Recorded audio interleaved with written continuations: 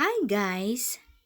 Tara, sabay-sabay nating buksan at alamin kung ano ang laman ng aming balikbayan box. Kaya, for today's video is we are going to unbox a balikbayan box from my in-laws who are in New York, USA.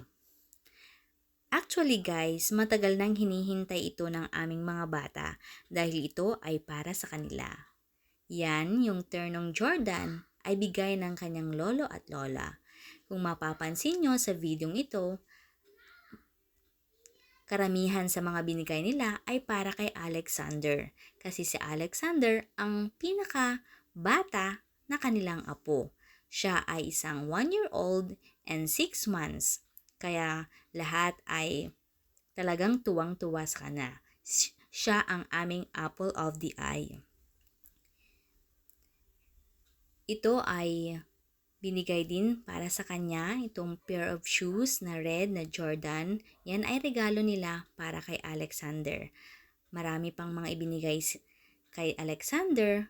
Pati na rin yung portable na nebulizer kasi si Alexander meron siyang hika. Kaya lahat ay sinubaybayan at tumutulong ang aming mga in-laws para sa kanyang mga kailangan. Hindi talaga nila kami kinakalimutan at lagi silang nagpapadala lalo na para sa kanilang mga apo at syempre para sa aming pamilya. Nais kong bigyan ng pagpapahalaga ang kanilang mga sakripisyo para sa amin kaya maraming salamat po. Ito naman ay shoes para kay Apollo at yung skateboard yun ay challenge para sa kanya. Request iyon ni Apollo na kapag meron siyang achievement sa school, kapag may award siya, ibibilhan siya. Kaya ayan, nakuha ni Apollo dahil recently, he got an award sa school.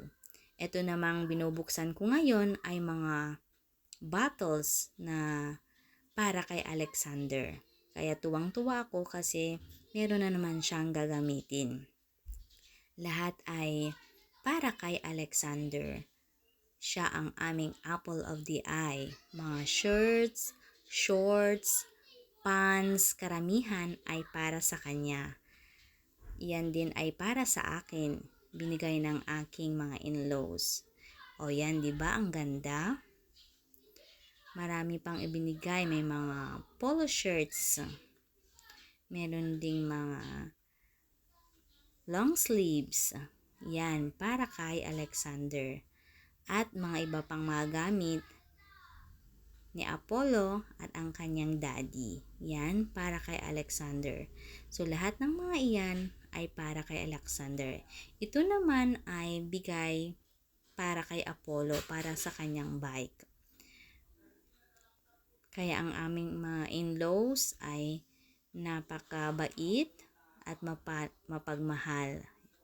Ang cute ng shoes na ito, hindi ko mapigilang manggigil. Pati ito, shoes, another pair of shoes para kay Alexander, kaya tuwang-tuwa ako. Ang mga bagay na ito ay simbolo lamang ng kanilang pagbabahagi, ng kanilang pagmamahal sa atin, lalo na at sila ay nasa malayong mga lugar. Nais nilang ipahayag ang kanilang pagkamis sa atin. Kaya ang mga bagay na ito, dito nila ipinapakita ang kanilang pagmamahal. Kaya para sa lahat ng mga OFW, kabilang na ang aking nanay, saludo ako sa inyo at isang mahigpit na yakap para sa inyong lahat. Ang inyong mga sakripisyo ay pinapahalagaan namin at sana pagpalain kayo ng ating mahal na Panginoon. Bye!